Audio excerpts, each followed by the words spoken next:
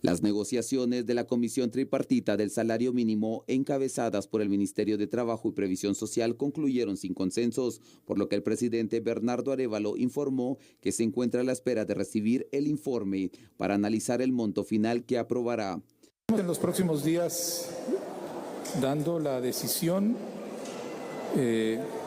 y hay que felicitarnos de que sea una decisión que se está dando en el marco de muy buenas noticias para la economía guatemalteca.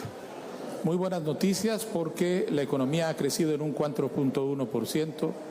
Muy buenas noticias porque la inflación está realmente por debajo del 2%. Muy buenas noticias porque el empleo ha seguido creciendo de acuerdo a los datos del Instituto Guatemalteco de Seguridad Social, el empleo formal. Y en el marco de esos datos positivos de una economía que está liderando el crecimiento económico en América Latina, vamos a tomar la decisión sobre el salario mínimo.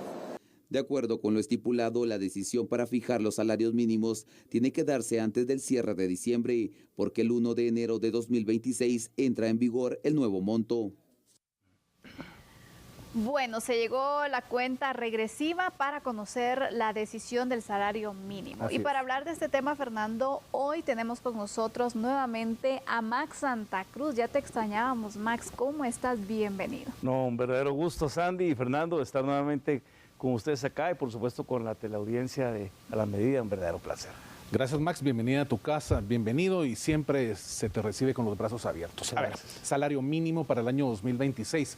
Creo que son demasiados los sectores que están a la espera de conocer cuál va a ser la decisión del presidente Arévalo, porque las negociaciones dentro del esquema tripartito que se tenían que lograr, pues no llegaron a nada. La mayoría de veces eso sucede. Sí. ¿Qué esperar en este tema para el 2026 y la decisión de Bernardo Arévalo? Bueno, hay que decir primero que todo que partimos desde la desconfianza entre los diferentes sectores en que unos piden mucho, otros piden poco, Claro. y otros se le juegan como un árbitro en medio de las dos partes, en este caso el gobierno.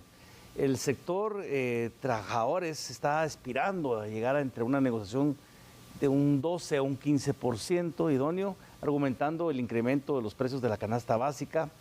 El sector empleador, sector empresarial, estaría hablando entre un 5 y un 8%, si mucho, podría incluso bajar al menos entre un 3 y un 5%, pensando que esto les da un margen para no trasladar el costo de dicho aumento salarial a las posibilidades de ir incrementando poco a poco pues el empleo informal, ya que muchas empresas, especialmente las pequeñas, no son capaces de absorber el incremento si no hay un acompañamiento del aumento de la productividad. Y hay que decirlo, tristemente en el caso de Guatemala, a nivel latinoamericano, somos un país que no tenemos índices altos de productividad, estamos alrededor de entre un 30 y un 40%. Y en este caso el sector gobierno, ya lo anunciaba el presidente Arévalo sobre algunas índices de medición que incluso son apoyados por parte de esta comisión, pero también por elementos como el Instituto Guatemalteco de Seguridad Social sobre el aumento en empleos formales, índices relacionados, por ejemplo, al aumento o al manejo de la inflación o al aumento del crecimiento económico. Algunos prevén que el próximo año el crecimiento económico podría estar alrededor de un 3%, y que la inflación podría llegar entre un 3.3%. ¿Y por qué hay algunos imponderables que aquí el presidente de repente los habla? Y a mí lo que me deja un poco la declaración del presidente es como que sí va a venir un aumento, y va a venir un aumento que podría estar cerca al 8% para ser un punto intermedio entre la posición del empleador y la posición del sector de trabajadores. Pero el imponderable, por ejemplo, no nos ponemos a pensar que este año arrancamos el 1 de enero con un salario mínimo del 10%, y a los pocos días, porque fue realmente a los pocos días del mes de enero, el presidente Trump anuncia el tema de los aranceles. Y eso cambia la ecuación absolutamente entre los sectores productivos, entre la mano de obra, la posibilidad de mayor creación de empleos formales o incluso el aumento de la pérdida de esos empleos formales de cara a una una situación que no estaba contemplada por nadie, como era el aumento de los aranceles. Claro. Max, tomando en consideración, por ejemplo, la inflación, el crecimiento económico, el salario mínimo que se aumentó para este año, todos estos elementos por tomar en consideración que son importantes también, ¿es prudente o recomendable un nuevo incremento salarial? Es que depende a quién le pregunten, pero si hablamos en términos de la economía, yo pienso que no es por decreto, un acuerdo gubernativo en este caso, que el presidente, bueno, dice yo tiro acá el 5 al 8%, por mencionar un número, y con esto quedamos bien, aunque hay que decirlo, el 62%, incluso algunos consideran que más, por ciento de guatemaltecos viven en condiciones de economía informal, o sea, no son sujetos ni beneficiados, muchos de ustedes que nos están viendo en casa, con el incremento al salario mínimo. Es más, en algunos casos podría afectar incluso, sin ser usted un trabajador formal, incluso afectarle en su economía por un aumento de la inflación, debido a que el costo de lo que representa el incremento salarial se traslada seguramente al consumidor, sea usted trabajador formal o informal. Yo considero que de pronto sería más responsable llegar a un acuerdo de estos incrementos, tal vez incluso progresivos, pero analizados en un término de 3 o 4 años, con algunas variables que siempre estén abiertas, como por ejemplo el caso de los aranceles de Estados Unidos a ciertos productos de exportación Guatemala, donde es un factor importantísimo dentro de la economía guatemalteca, y no dejarlo únicamente a tal vez a una decisión política de un gobierno que a veces lo hace para congraciarse con algunos sectores populares desde el punto de vista social, pero que no asume tampoco las consecuencias no solo de quien solicita más, pero también en este caso quién es el que lo tiene que pagar, que es el sector empleador, en este caso el empresariado. Y no estamos hablando de empresarios grandes, estamos hablando también de microempresarios y medianos empresarios, que al final de cuentas los más afectados cuando estos salarios o estos incrementos no están apoyados por mejores índices de productividad, que incluso si hablamos de carreteras, hablamos de inseguridad, hablamos de costos que eso representa para poder generar mejor productividad, pues ahí no lo vemos trasladados en beneficios para ellos, sino que es una carga más que podría desembocar en una pérdida del empleo formal. Ahora, hay que tomar en cuenta, y obviamente me voy a basar en lo que estás comentando ahorita, ¿qué porcentaje es de los que tienen un empleo formal los que hoy por hoy tienen un salario mínimo y que se van a ver beneficiados con este incremento? O sea, entre el 3, 5, 7, lo que el presidente Arévalo decida. ¿Y cuánta gente realmente voltea a ver y dice, bueno, a mí eso ni me afecta porque realmente yo estoy por encima de ese salario desde hace mucho tiempo?